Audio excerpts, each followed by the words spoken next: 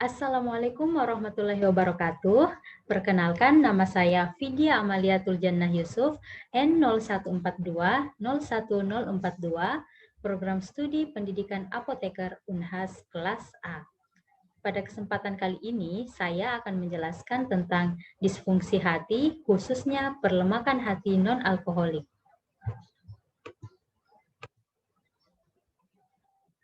Apa itu perlemakan hati? Perlemakan hati adalah penimbunan lemak yang berlebihan di dalam sel hati. Peningkatan kadar lemak bebas akan menyebabkan peningkatan kadar trigliserida dan VLDL. Kadar trigliserida yang semakin meningkat akan meningkatkan lemak di dalam hati dan membentuk perlemakan hati. Dikatakan perlemakan hati apabila kandungan lemak di hati melebihi 5% dari seluruh berat hati. Perlemakan hati dapat terjadi pada peminum alkohol atau bukan peminum alkohol. Bagaimana patogenesisnya? Ada hipotesis two-hit hipotesis. Hipotesis hit yang pertama adalah terjadinya steatosis hepatit. Terjadinya ketidakseimbangan antara pembentukan dan perombakan dari trigliserida. Adanya resistensi insulin diduga memiliki pengaruh besar pada awal terjadinya NAFLD.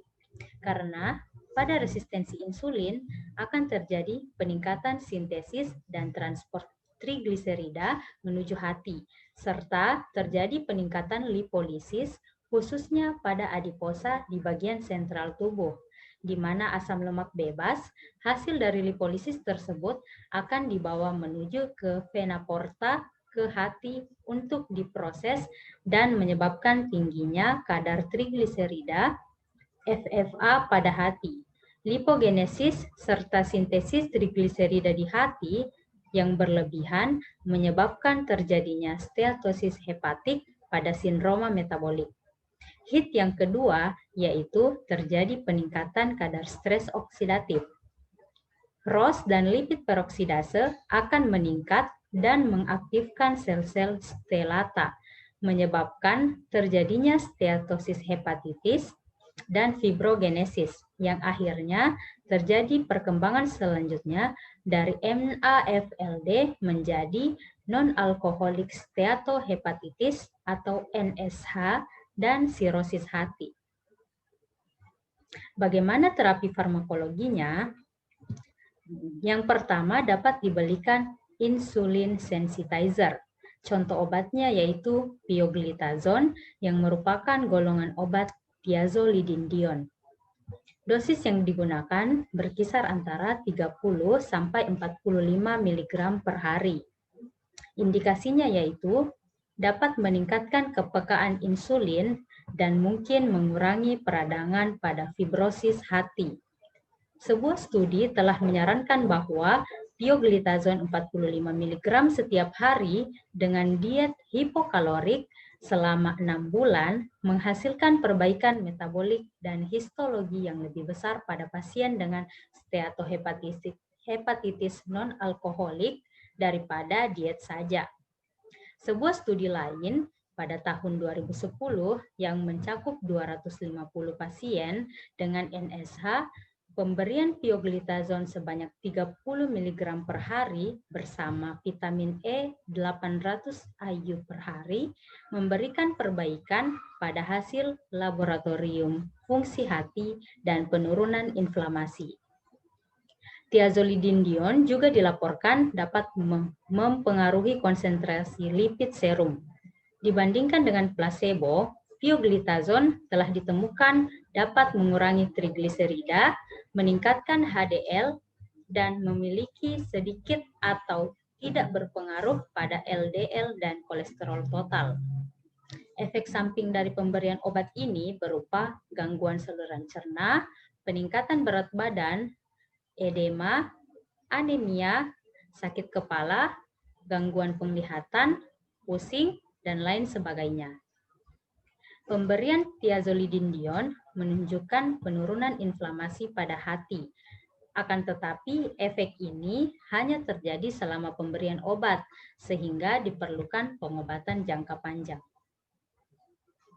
Obat yang kedua yaitu penghambat dipeptil peptidase 4 atau DPP4 inhibitor.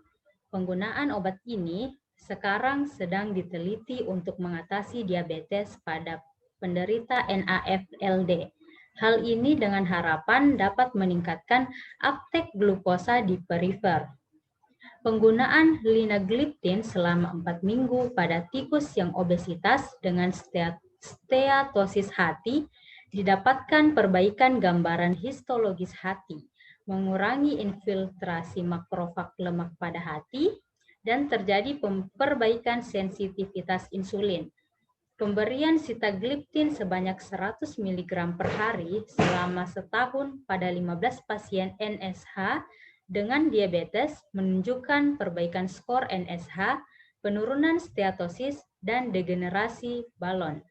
Penelitian ini juga menunjukkan pemberian sitagliptin selama 4 bulan dapat memperbaiki kadar glukosa darah dan nilai HbA1c, SGPT, dan SGOT. Selain insulin sensitizer, dapat juga diberikan obat golongan statin.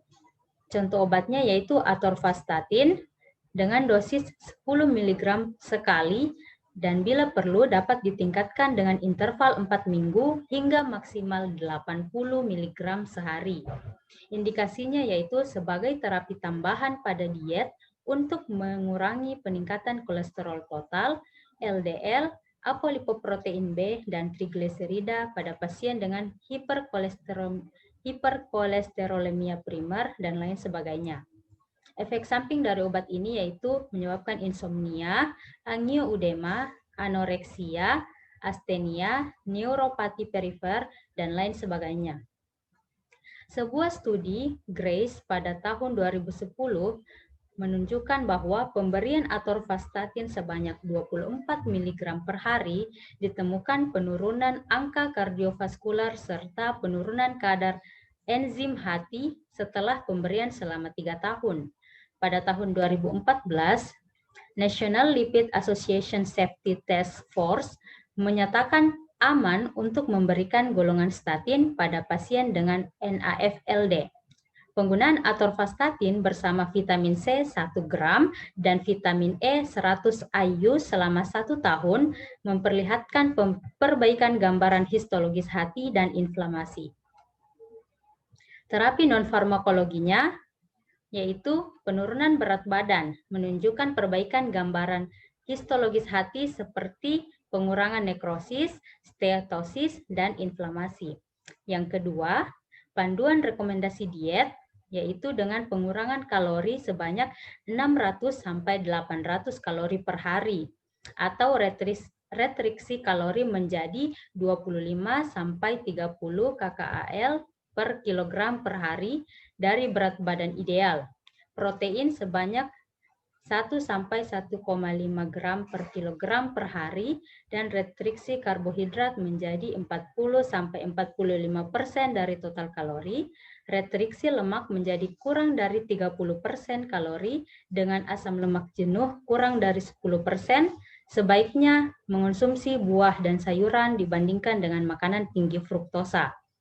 Makanan rendah karbohidrat diasosiasikan dengan reduksi dari trigliserida dan serum aminotransferase.